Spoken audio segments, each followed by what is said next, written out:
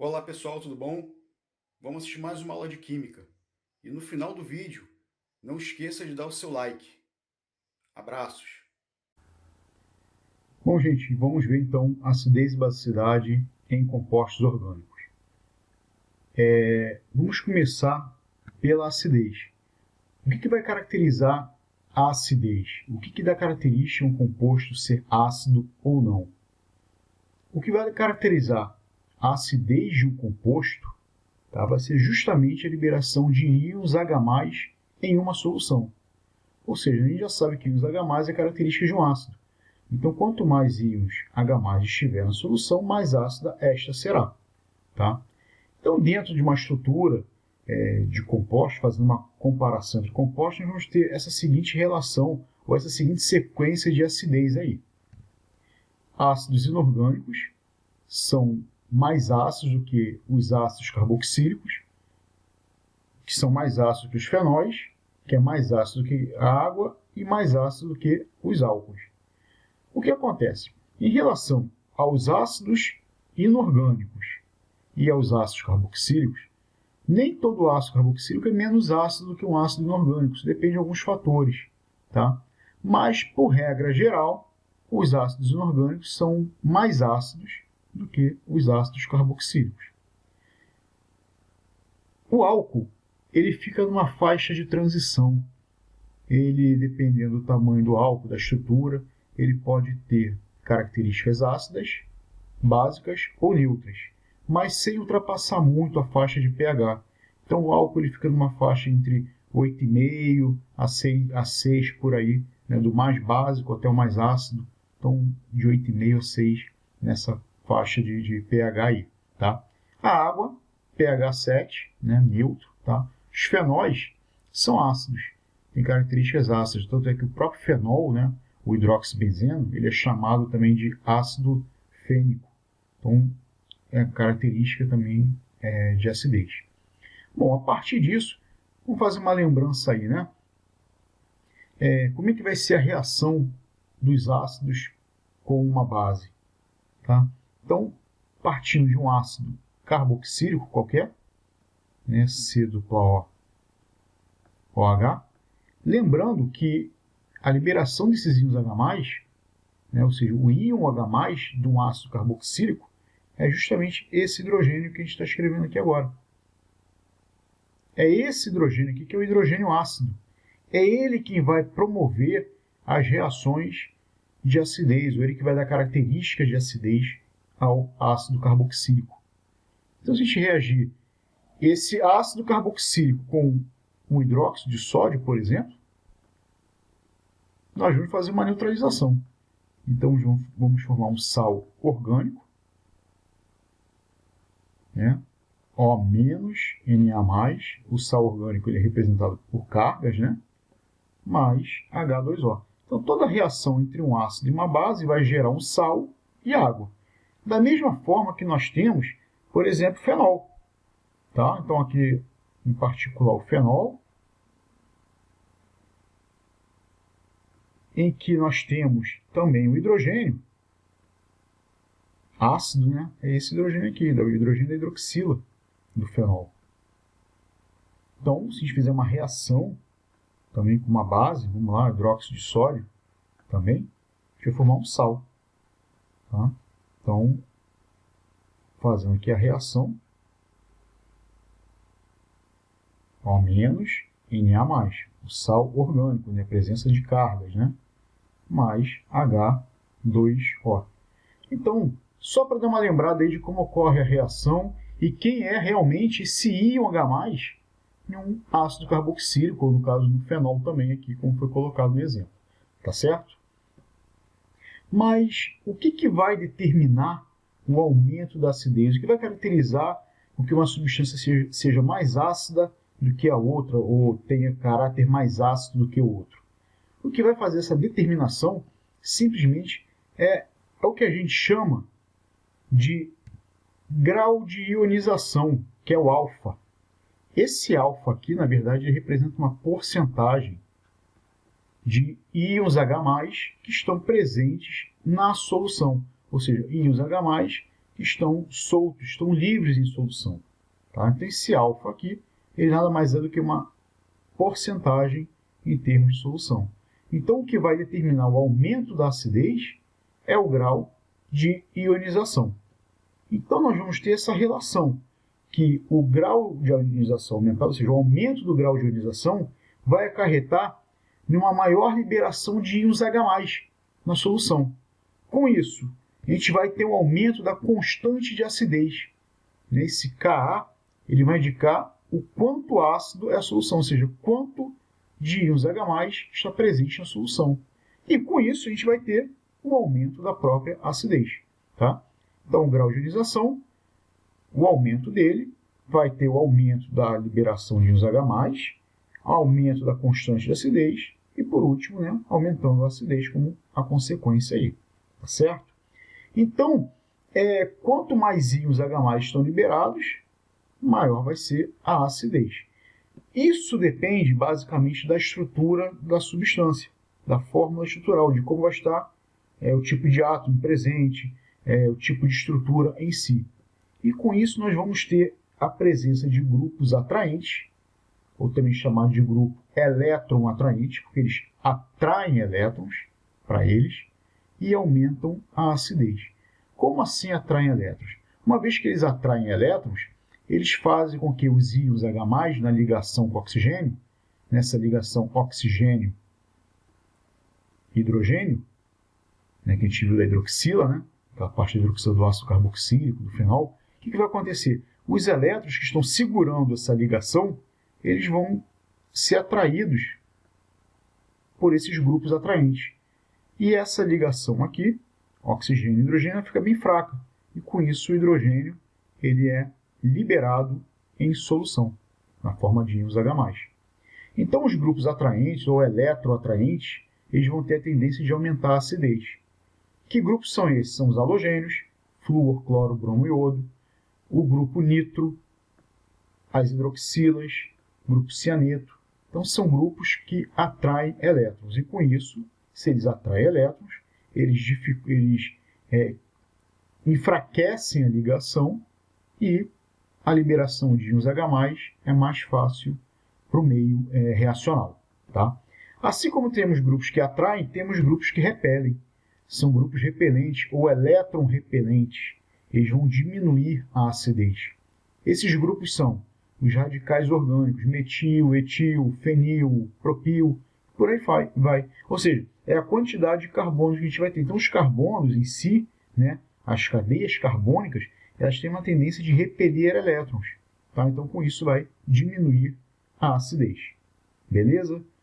Então, ó, gente, guarda esse esqueminha. Aumentou o grau de ionização, liberou mais íons H+, aumentou a constante de acidez e, por último, aumento da acidez. Tá certo? Vamos ver os exemplos aí.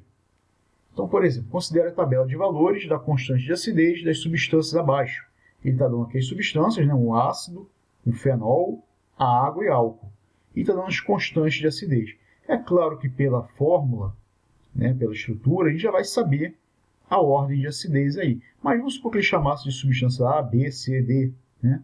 Então, pelo valor da constante, a gente poderia determinar. Então, aqui, a constante é 1,8 vezes 10 a menos 5. 1,3 vezes 10 a menos 10, ou seja, está diminuindo. 1 vezes 10 a menos 14 para a água e 1 vezes 10 a menos 16 para o etanol. Ele quer a ordem correta de acidez, ou seja, do menos ácido para o mais ácido. Então, nós vamos ter que o álcool é menor do que a água, que é menor do que o fenol, que é menor do que o ácido carboxílico. Letra C. Tá? Então, bem simples, é só olhar os valores e comparar. Tá? Às vezes, tem questões que têm o mesmo valor na base 10, 1,8 vezes 10 a menos 5, 1,3 vezes 10 a menos 5. Então, a diferença que a gente vai tirar é pelo número que vem na frente. Tá certo? Então, só ter atenção nos valores e são questões relativamente fáceis, mas que podem confundir. Outro exemplo, considere os ácidos, né? Ácido cloroetanóico, ácido dicloroetanóico, ácido tricloroetanóico, ácido etanóico e ácido trifluoretanoico. O mais fraco e o mais forte são, respectivamente. Então, nós temos, para esses ácidos, a mesma quantidade de carbonos. Então, a diferença vai ser na presença de grupo eletroatraente ou eletrorrepelente. Então, nós temos halogênios nessas 4 estruturas. Então, são grupos elétron atraentes, vão atrair elétrons para eles. Com isso, a ligação do hidrogênio vai ficar mais fraca aqui. E nós temos aqui o ácido etanóico que não tem halogênios. Então, já de cara, o ácido etanóico é o mais fraco. Esse aqui vai ser o mais fraquinho deles. Vamos ver a diferença deles aqui. Aqui eu tenho um halogênio, aqui eu tenho 2. Entre 1 e 2, o poder de atração vai ser maior para 2 halogênios. Entre 2 e 3, 2 cloros, 3 cloros e 3 flúoros, entre 2 átomos e 3, o mais forte a gente tem 3. Ou seja, a atração, a gente vai ter mais grupos atraindo elétrons ali. Então, a ligação fica muito mais fraca. E entre cloro e flúor? Agora, a gente vai ter que lembrar do conceito de eletronegatividade. A eletronegatividade é a tendência que um átomo tem em atrair elétrons. Entre o cloro e o flúor, o mais eletronegativo é o flúor. Então, o flúor vai exercer a força de atração de elétrons para ele. Então, entre o cloro e o flúor, com a mesma quantidade, nesse caso, o flúor vai ser mais eletronegativo. Então, ele vai atrair muito mais os elétrons para ele. Então, a ligação mais fraca vai ser nesse composto. Tá? A ligação do hidrogênio que vai ser rompida vai ser nesse composto aqui. Então, o que vai acontecer? O hidrogênio ele vai ser mais facilmente liberado nessa estrutura, no ácido trifluoretanoico.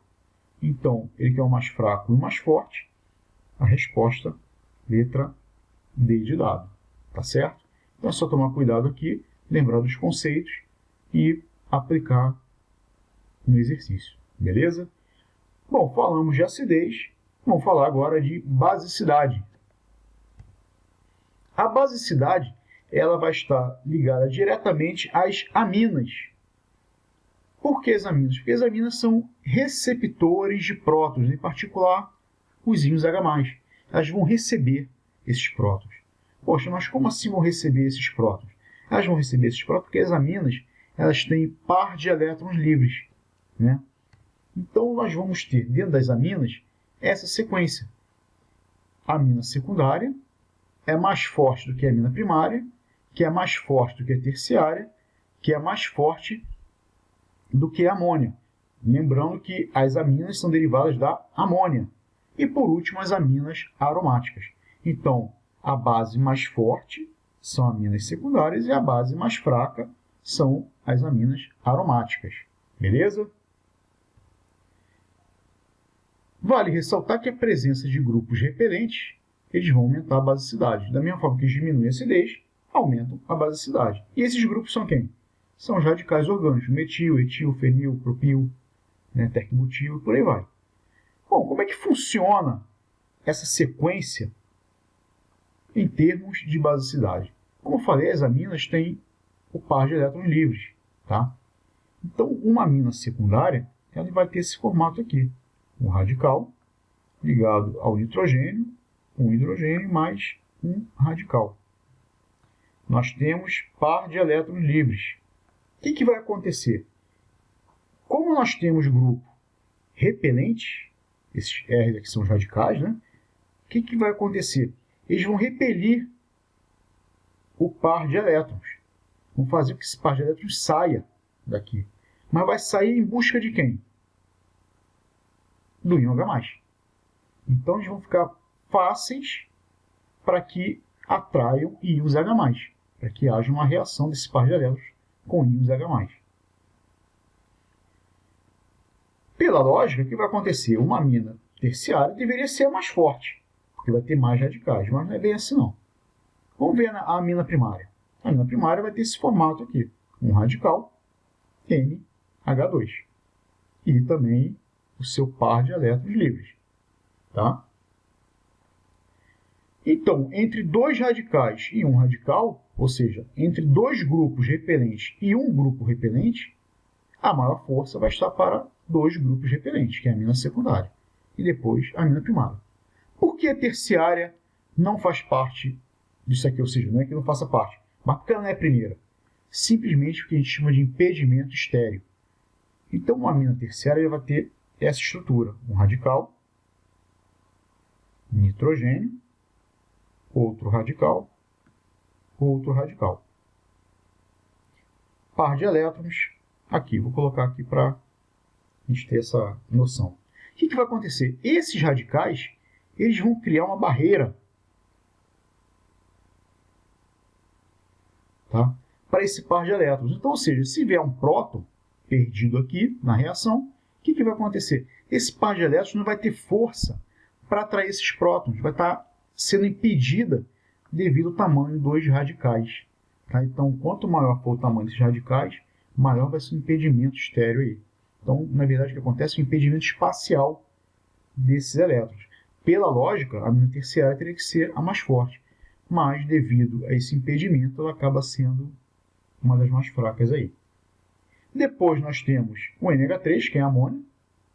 O NH3, vale ressaltar que não tem radical, não tem grupo repelente. Então, vai ser depois a mais fraca. E uma amina aromática. A amina aromática vai falar, poxa, a amina aromática ela não tem o radical, né, tem o benzeno, e vamos pegar aqui como, por exemplo, uma amina aromática primária. Tá? Par de elétrons aqui. O que vai acontecer? O que acontece no benzeno? Nós temos o fenômeno da ressonância. A ressonância nada mais é do que o salto de elétrons, né, de um carbono para o outro. Tá? Então essas ligações duplas são elétrons π, que eles ficam aqui girando aqui dentro. Só que tem o seguinte, dizer que é uma festinha para eles, né? E nós temos aqui o par de elétrons da amina, que ela quer participar dessa festa, então ela vai entrar aqui no processo de ressonância também. Então, se vier um hidrogênio dando mole, ela não vai nem ligar para o hidrogênio. Esse par de elétrons vai entrar aqui, olha, justamente na ressonância. Então, com isso, as aminas aromáticas são bem mais fracas, são bases mais fracas comparadas às demais, tá certo? Então, essa é a ordem: amina secundária, primária, terciária, amônia e aminas aromáticas, tá ok? Isso tudo devido ao par de elétrons e à presença de grupos repelentes. Bom, aí vem uma pergunta, né? Tem as aminas, mas e as amidas? Como é que a amida ela vai ter o comportamento de basicidade? Tem nitrogênio. Então, como é que vai ser esse comportamento da amida? Simples. A amida tem esse formato. C dupla O. Vamos botar aqui N. Enfim, aqui não vai interessar se é um grupo repelente, se é hidrogênio. Vamos deixar sobreaviso aí. E tem o par de elétrons do nitrogênio, e está ali participando. O que vai acontecer? Vai ser exatamente a mesma coisa que acontece aqui no processo da ressonância. Só que, claro, não vai ser uma ressonância no anel aromático. Esse par de elétrons aqui, ele vai entrar nessas ligações π. Aqui é uma ligação dupla, uma ligação π. Então, ele vai fazer parte aqui no processo de ressonância também junto do oxigênio. Tá? Então, em termos comparativos, as amidas elas vão ser de caráter neutro. As amidas têm caráter neutro. Tá? Então, as aminas são básicas e as amidas possuem caráter neutro. Beleza? Vamos ver o exercício aí para a gente entender um pouco melhor disso aí. Então, dentro do exercício, diz que a metilamina, proveniente da decomposição de certas proteínas, responsável pelo desagradável cheiro de peixe, é uma substância gasosa solúvel em água. Em soluções aquosas de metilamina ocorre esse equilíbrio. O pH de uma solução aquosa de metilamina será maior, menor ou igual a 7? Explique. Letra B. Porque o limão ou vinagre, soluções ácidas, diminuem o cheiro de peixe. Bom, a metilamina tem par de elétrons, né? Não podemos esquecer. Tem caráter básico, tá? Uma característica básica. Esse cheiro de peixe, então, nada mais é do que essa metilamina. O pH da solução aquosa será maior, menor ou igual a 7? Então, a letra A será maior. que 7. Isso por quê? Porque as bases, né, as características básicas, é quando nós temos um pH maior do que 7. Características ácidas, pH menor do que 7, e neutras, pH igual a 7. Então, como nós já vimos que a amina é uma base, então vai ter pH maior do que 7. Tá certo? Na letra B, porque o limão ou vinagre de soluções ácidas diminui o cheiro de peixe? Poxa, isso daí vem no primeira parte da aula, justamente a neutralização. Nós vimos que os ácidos são neutralizados por bases. No exemplo, eu coloquei a base, o hidróxido de sódio. Só que agora a base aqui vai ser quem? A amina. Então, o limão ou o vinagre, que são ácidos, vão neutralizar a amina. Então, por que diminui? Porque neutralizam. Então, neutralizam a amina. Ou a metilamina, no caso aqui. Né? Lembrando que a amina ela é uma base e aqui o limão ou o vinagre são ácidos. Tá certo? Então, gente, é o tipo de questão que é para pensar, tá? Não é uma questão difícil, mas que às vezes pode confundir. Tá legal? Então, é isso aí. Espero que tenham entendido, espero que tenham gostado. Tá certo? Não deixa de ativar lá o sininho, deixa lá o like de vocês, comentem, tá certo? Então, um beijão, um molde abraço para vocês, tudo de bom e até a próxima. Fui!